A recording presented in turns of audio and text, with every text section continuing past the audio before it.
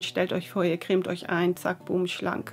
Das wäre ja ein Träumchen. Hello Leute, willkommen zurück zu einem neuen Video von mir. Heute ist Sonntag oder bei euch auf jeden Fall, bei mir ist noch Donnerstag. Das ist wie aus der Vergangenheit, ne? So ein Zeichen aus der Vergangenheit. Heute geht es mal um ein Thema, das mich schon länger beschäftigt. Fitnesstrends, die uns mehr Druck als Motivation machen. Und ehrlich gesagt habe ich schon einiges gesehen und mich immer wieder gefragt, brauchen wir das? Brauchen wir das, um schneller abzunehmen, um gesünder zu leben oder um gesund und fit zu werden? Und ich bin der Meinung, nein, brauchen wir nicht, denn das meiste ist reine Zeitverschwendung, für mich zumindest. Und ich werde euch heute sagen, warum und was mir stattdessen geholfen hat. Ich selbst habe schon einige Dinge ausprobiert, auch hier auf meinem Kanal, wie zum Beispiel der Bauchgürtel oder die Frischhaltefolie, die ich mir mal um den Bauch gewickelt habe. Heute weiß ich, es war nett.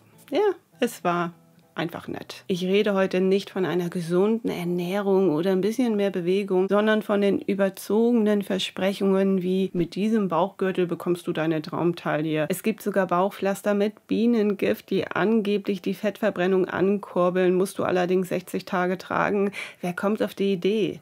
Bienengift. Solche Trends machen oft nur eins, sie setzen uns unter Druck, vor allem Frauen, denn ich finde, dass wir doch immer sehr schnell dabei sind. Wir tun viel, um schön gesund und fit zu bleiben. Viele denken, dass der Waist-Trainer oder der Taillengürtel die Taille schmaler macht. Der Grund ist, der Bauchraum wird eingedrückt. Wir schwitzen mehr, wir verlieren mehr Wasser. Sobald wir ihn ablegen und normal trinken, ist aber alles wieder wie vorher. Viele Fachleute warnen sogar vor den Folgen, wenn ihr so einen Waist-Trainer trägt, weil die Organe zusammengepresst werden, Leber, Nieren, aber auch die Bauchspeicheldrüse. Dass wir damit also Fett verlieren, ist ein Mythos, denn Fett wird am ganzen Körper abgebaut und nicht da, wo wir gerade Druck ausüben, und vor allem wird auch nicht der Stoffwechsel irgendwie beeinflusst. Viele bekommen durch den Druck Sodbrennen, Verdauungsprobleme, Haltungsschäden. Dann gibt es diese vielen Fettwegcremes oder wie nennen die sich, Fettburner-Gels, viel Marketing,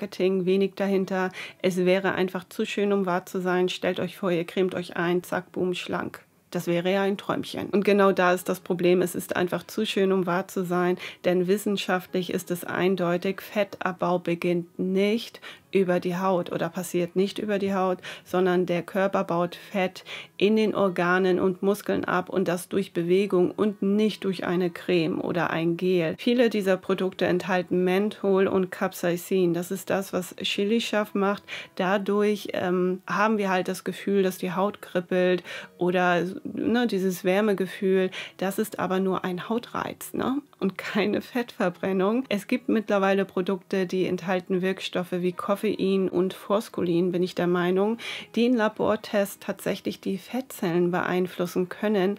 Aber in echten Menschen, mit einer echten Hautbarriere ist das minimal, sehr winzig. Das heißt, man kann sein Geld anders verschwenden. Dann gibt es EMS, der Muskelaufbau aus der Steckdose. Ich hatte selbst so einen Teil und dachte, ich muss nie wieder Sport machen. Das ist es. Also es sind diese Pads, die die Muskeln trainieren, ohne dass man sich bewegen muss. EMS kann tatsächlich die Muskeln aktivieren, allerdings während des Trainings oder in einer Reha. Es gibt Studien, die zeigen, dass nach 5 bis 6 Wochen Training mit EMS die Muskelmasse leicht steigen und die Funktion verbessert werden kann. Man sollte es nicht als einzelnes Training sehen, denn dafür ist das wohl zu minimal. Also die Fettverbrennung wird nur minimal angekurbelt, egal ob es der Bauchgürtel ist, die Fettwegcreme oder auch EMS. Das sind alles keine magischen Abkürzungen, sondern einfach nur eine kurze optische Verbesserung. Wer langfristig fit werden möchte, wer abnehmen möchte, muss sich einfach bewegen.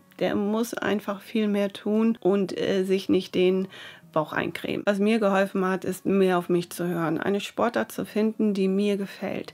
Ich war noch nie so krass durchtrainiert. Ich hatte noch nie Bauchmuskeln, sichtbare Bauchmuskeln.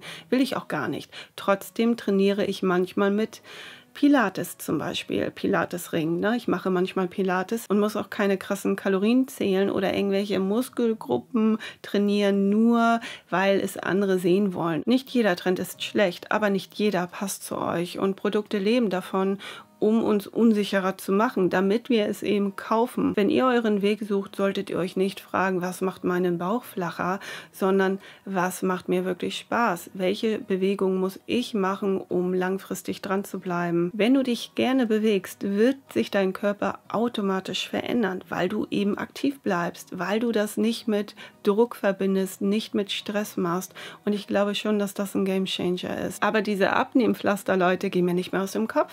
Da verkauft jemand Abnehmpflaster mit Bienengift. Ist es wahr, dass Abnehmpflaster aus Bienengift den Stoffwechsel ankurbeln? Abnehmpflaster aus Bienengift. Die Behauptung, dass Abnehmpflaster aus Bienengift den Stoffwechsel signifikant ankurbeln und dadurch eine schnellere Fettverbrennung ermöglichen, entbehrt derzeit einer soliden wissenschaftlichen Grundlage. Jetzt kann ich beruhigt schlafen gehen. Wisst ihr Bescheid? Welche Produkte sind euch schon mal begegnet, wo ihr dachtet, das klingt einfach zu schön, um wahr zu sein? Teilt es in die Kommentare. Und das war's. Vielen Dank fürs Einschalten und auf Wiedersehen.